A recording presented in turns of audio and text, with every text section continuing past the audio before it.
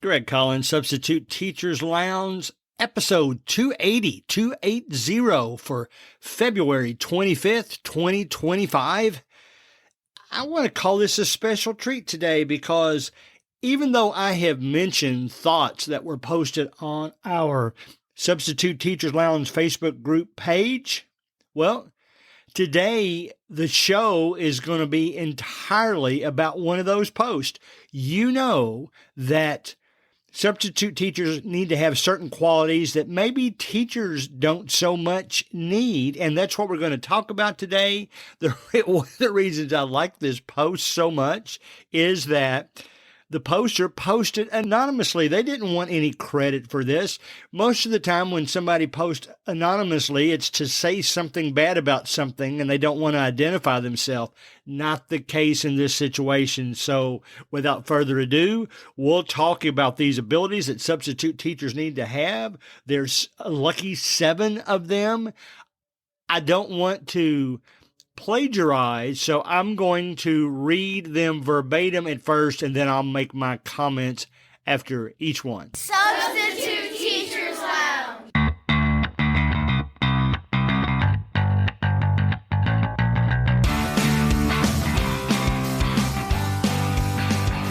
All right, guys, man, oh man, that Kentucky weather, I tell you what, I've got a 4-day job coming up in the 3rd grade, beginning, in fact, it's already begun by the time you listen to this, but this week I've got 4 days of 3rd grade, and I'm a little nervous about it in that I wouldn't normally be, but this past week in Kentucky, we've had major flooding. We've had snow that in my area kept us from going to class 4 days, which means then that I'm going to be coming into this class kind of dry. I actually know the teacher I'm substitute teaching for. I've known him for years, but it's going to be a little bit different because he wasn't at class last week either, or at least he didn't see his students last week. So probably I'm going to be covering what he wanted to cover last week instead of what he had hoped I could cover this week. So a little bit anxiety there, but everything will be all right.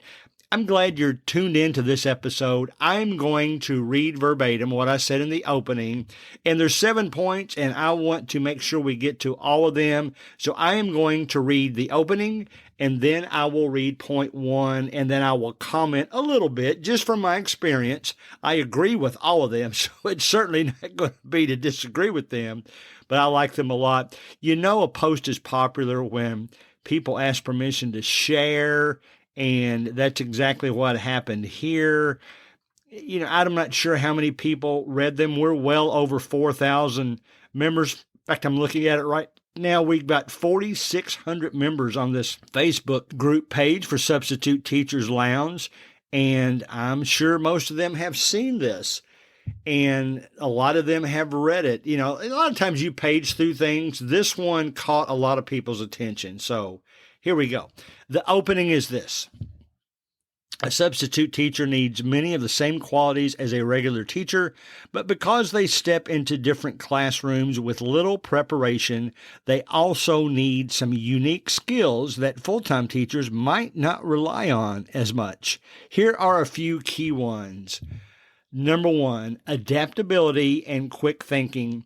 Regular teachers have a set routine and long-term lesson plans. Substitutes, on the other hand, must quickly adapt to new classrooms, different grade levels, and unexpected situations with little time to prepare. They often need to adjust lessons on the fly based on student behavior, available materials, and missing lesson plans. All right, so that's the quote.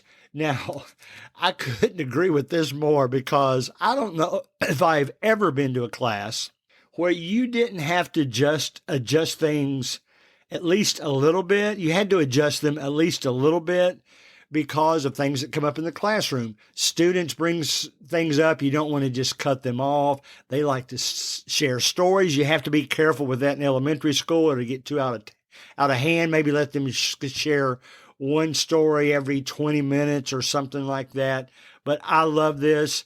You're going to go into a lot of rooms where you have to adapt because of the students. In fact, I've always said first period is the learning period. You're seeing how the lesson plan goes over. And if it's the same all day, you're going to adapt to the next periods because of what didn't go well in the first period, or even how the student composition is a little bit different in that second period. So that's a great point. Number 2, and I quote, classroom management without authority. Full-time teachers establish long-term relationships and classroom expectations over time. Substitutes have to gain control quickly without that built-in authority. They need to earn students' respect fast, often by balancing friendliness with firmness. I'm so glad this poster said that at the end. This is after the quote, of course. I'm talking on my own now. I'm going to repeat that last part. They need to earn students' respect fast, often by balancing friendliness with firmness. That is so true. You can't just go in there and yell all the time and expect them to be responsive to you or participate properly.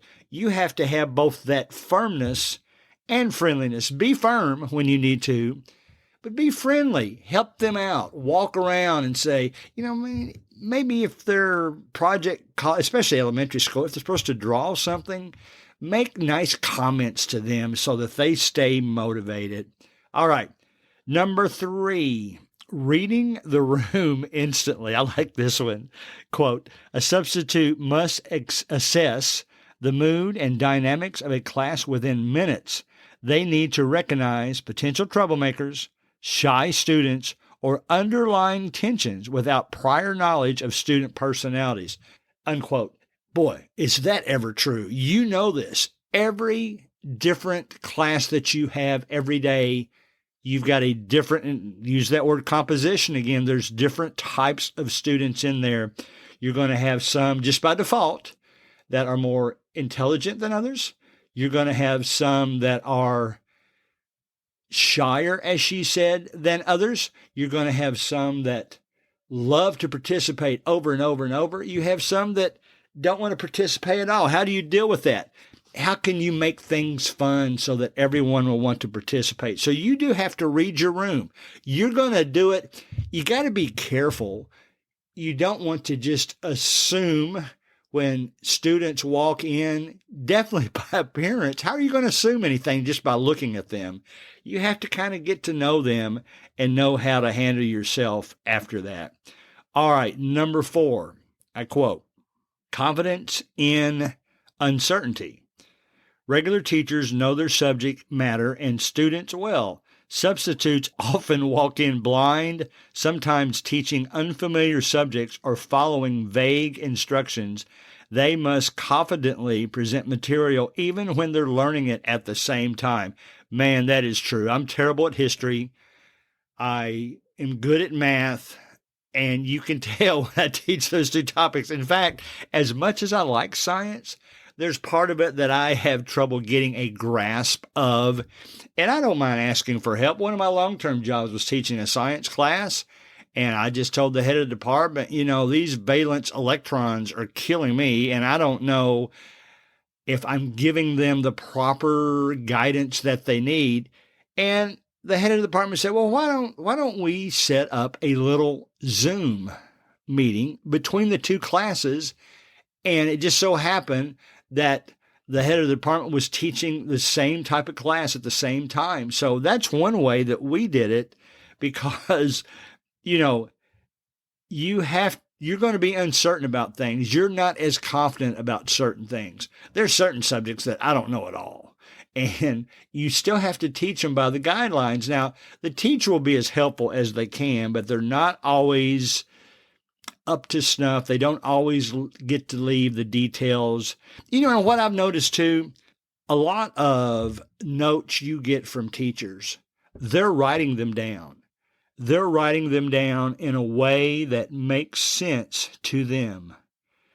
They don't realize that when a new person comes in and reads that, well, maybe it doesn't exactly click in my brain the way that you know it in your brain. So I've run across that too. So you definitely have to have confidence in uncertainty. Number 5, I quote, Ability to engage with no relationship history. Full-time teachers build relationships over months or years. Substitutes have to create instant rapport to keep students engaged, even if they only see them for one day. Storytelling, humor, and enthusiasm help substitutes make lessons interesting without prior connections. Boy, oh boy, unquote. I love that last phrase again. That's who I am.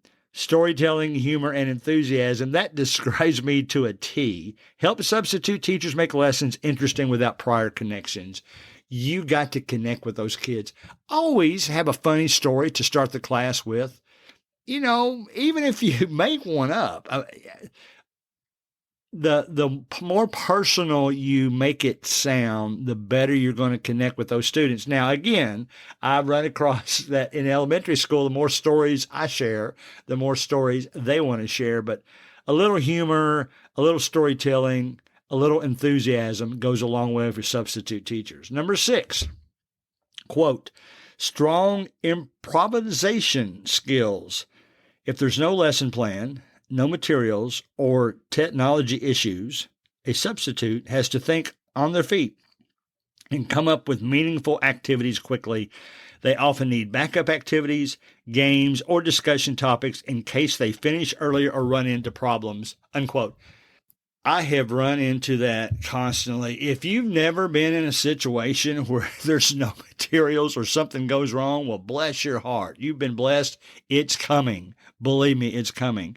And you'll need to, I've had episodes before where I refer to them as back pocket issues or back pocket preparation, because stuff that you, figuratively speaking, keep in your back pocket to pull out in case there's extra time.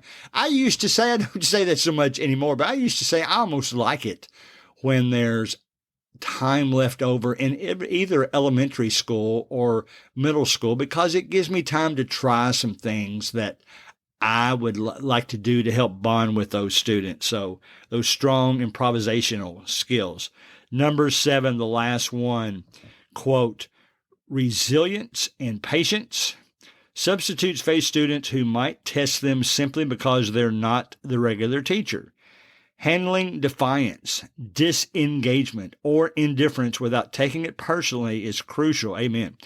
They often lack the support system of a regular teacher, meaning they need to be self-sufficient in handling challenges. Boy, that is so true. It actually makes me feel a little funny when I walk into substitute teach and everybody's saying, yay, we got a substitute. Well, I'm happy that they said yay, but they're not really saying yay because of me. They're really saying yay because they think it's going to be an easy day. The regular teacher's not here. So you have to keep them on task. You have to be patient. There was a post this week about a comment that was made about a teacher that was uncalled for. It was unethical, and she reported it, and I've never been put in that situation, and I hate it that she was. But there's things that are going to come up, even if it's just students who have had a bad day, who are currently in the middle of a bad situation with their home life, that they can't turn that off when they come to school. So you might be faced with something, and you're going to have to be patient about it. You're going to eventually encounter defiance, disengagement, and indifference, just like this person said, and you can't take it personally. If you take it personally, that's going to be rougher on you than it is on the student. So that was a very, very good point.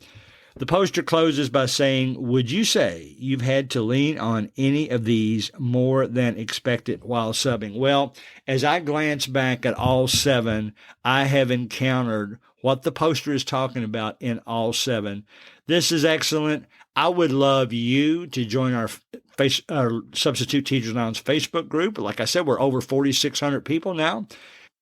By the way, by the end of the year, we're going to go over 100,000 downloads. Now, I'm not Joe Rogan, and I know that he gets that much every time, but I am so excited that you've thought it important enough to download these episodes. Thank you to the poster. I'll make sure when this podcast episode is made public on Tuesday that I'll post so that the original poster knows that they were given credit. Of course, I wouldn't give them my credit by name anyway without their permission, but it's just so nice that they posted this anonymously. They didn't want the credit.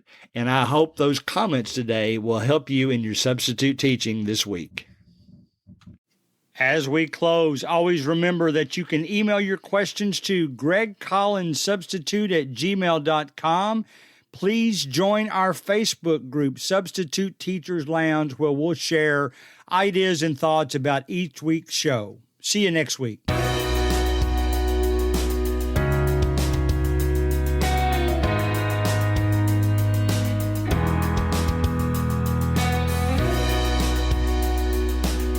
Music provided by Ben Sound.